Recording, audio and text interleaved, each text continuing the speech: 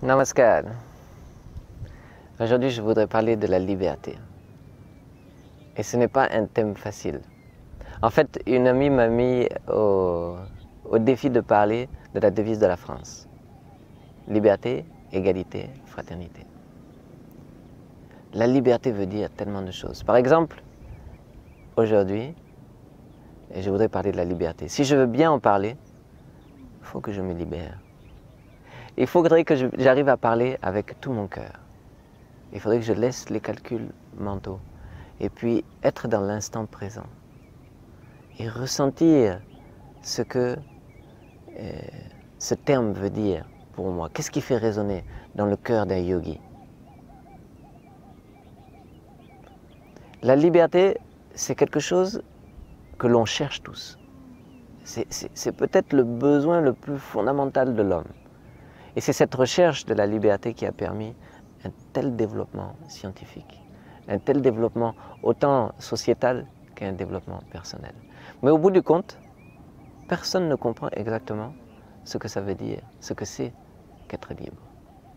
Parce que personne ne fait l'expérience de la liberté. Étant dans un corps limité, vivant avec un mental qui est limité, vivant dans une société et dans une collectivité qui implique tellement de contraintes et de limitations, personne ne peut faire l'expérience de la liberté dans ce corps, sur ce monde. Et pourtant, on a tous un goût. On a tous un goût que cette liberté doit exister parce que c'est quelque chose que je veux vivre. Si ça n'existait pas, on n'aurait pas ce goût dans la bouche et ce désir de l'atteindre. Alors par exemple, comme j'en parlais au début de cette vidéo, si maintenant on me demandait qu'est-ce que c'est que ma volonté de liberté à l'instant présent. À l'instant présent, ça serait justement d'arriver à pouvoir vous convier tout mon ressenti sans qu'il y ait aucune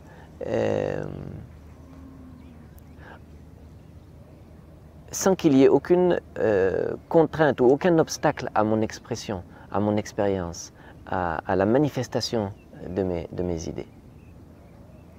Et en fait, ça veut dire quoi? Ça veut dire être totalement au-delà du mental. Parce que c'est ce mental qui nous donne ces complexes.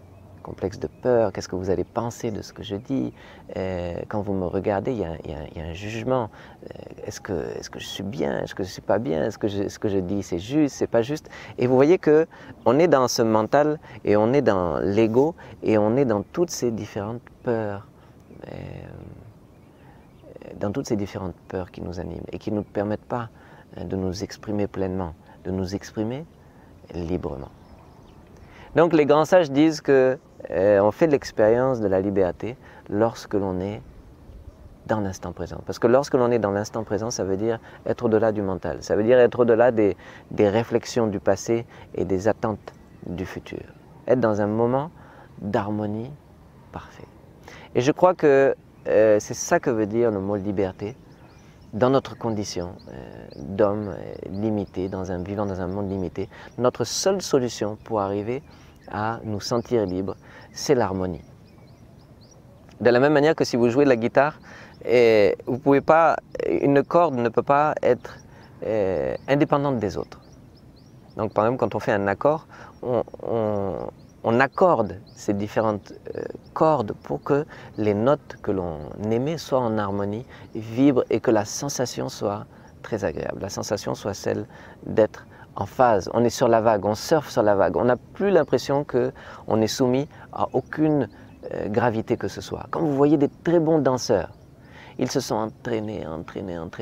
Et le fruit de ce travail acharné pour discipliner leur corps, discipliner leurs gestes, fait qu'ils peuvent aller au-delà du mental. Et au moment où la performance se fait, on sent qu'ils se sont oubliés, ils sont devenus un avec la danse. On a l'impression qu'ils volent au-dessus du sol, tellement ils ont dépassé ces limitations.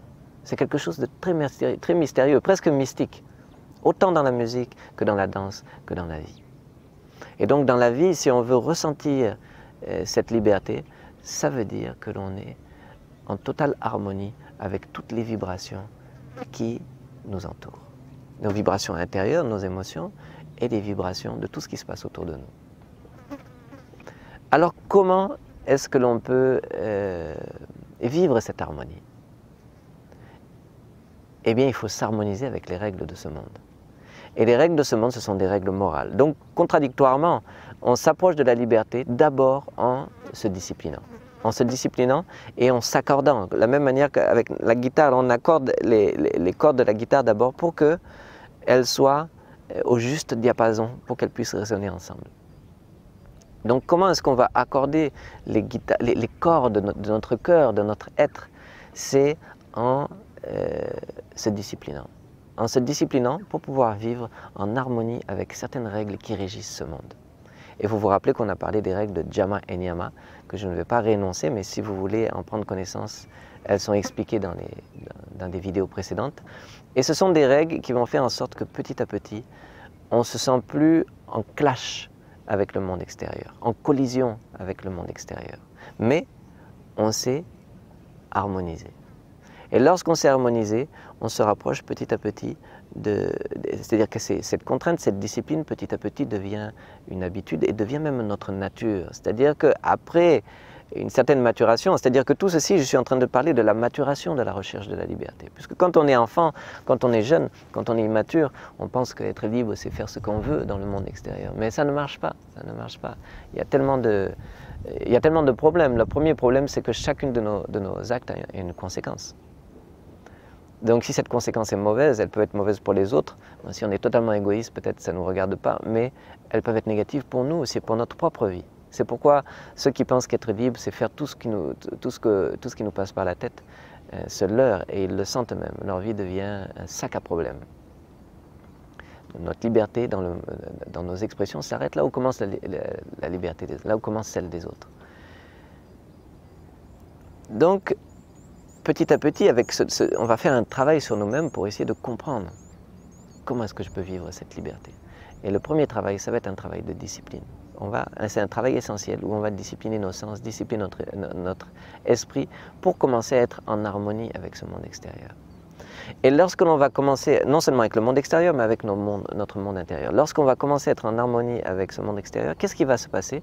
De la même manière que si vous jouez dans un groupe de musique, de la même manière que ces cordes qui se sont harmonisées, le ressenti de cette liberté est un ressenti tellement spécial, tellement unique, qu'en fait, il ressemble à celui de l'amour. On ressent une telle joie qu'on a une émotion de gratitude. Et la gratitude, c'est une émotion d'amour aussi. Donc lorsqu'on commence à vivre en harmonie avec ce monde et qu'on commence à ressentir de plus en plus de joie, on commence à ressentir de plus en plus de gratitude, de plus en plus d'amour. Et avec cet amour qui est en train de naître, notre expression envers le monde extérieur change. Celle qui était immature est plutôt de prendre. On veut faire tout ce qui nous passe pour la tête, on veut consommer le monde entier. On veut consommer le monde entier en espérant que, en consommant ce monde tout entier, on va pouvoir faire l'expérience du bonheur dont on souhaite faire l'expérience. Mais quand on est dans cette démarche de vouloir consommer le monde, d'abord, on ne peut pas tout consommer, on est limité justement. Et d'autre part, on est en train de prendre, on veut prendre, on veut prendre, on veut prendre. Et quand on prend, on a des attentes. C'est-à-dire, on s'enchaîne à des attentes. On s'enchaîne à des frustrations, parce que nos attentes ne sont jamais satisfaites, comme on l'entend.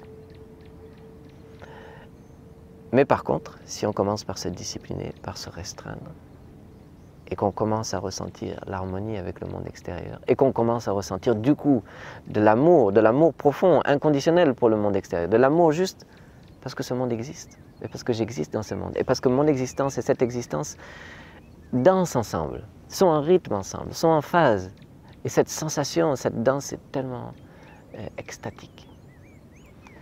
Et donc la démarche petit à petit se transforme, et c'est plus prendre qui nous intéresse.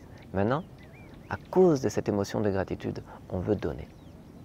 Et lorsque l'on veut donner sans rien attendre en retour, donner parce qu'on aime, donner parce que ça devient notre nature de vouloir, ça devient l'expression de cette gratitude, ça devient du service désintéressé, on veut servir, eh bien cette action maintenant est gratuite. Parce que lorsque l'on sert, on fait l'expérience de la liberté parce qu'on n'a pas d'attente. Je veux juste donner. Peu importe ce qu'il adviendra. Je n'ai aucune attente d'un retour. Je veux juste donner. Et cette action, motivée par cet esprit de service désintéressé, est une action gratuite.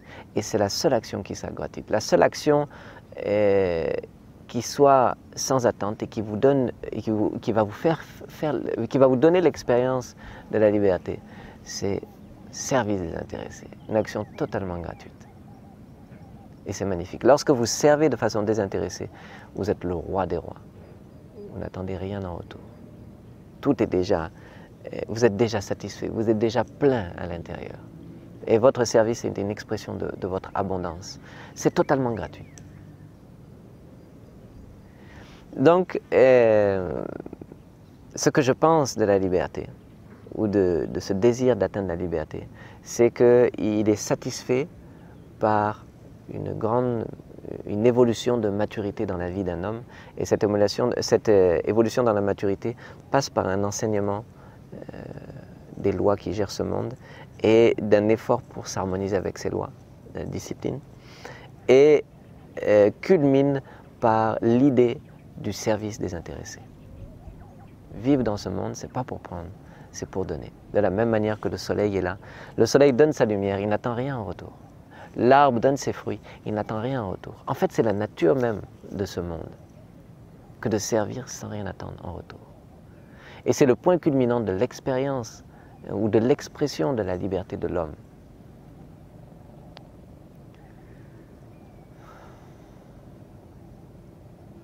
Et lorsque on s'est donc harmonisé avec les lois de ce monde, on vit maintenant dans une certaine plénitude et notre manifestation dans le monde extérieur, c'est pour donner de façon gratuite.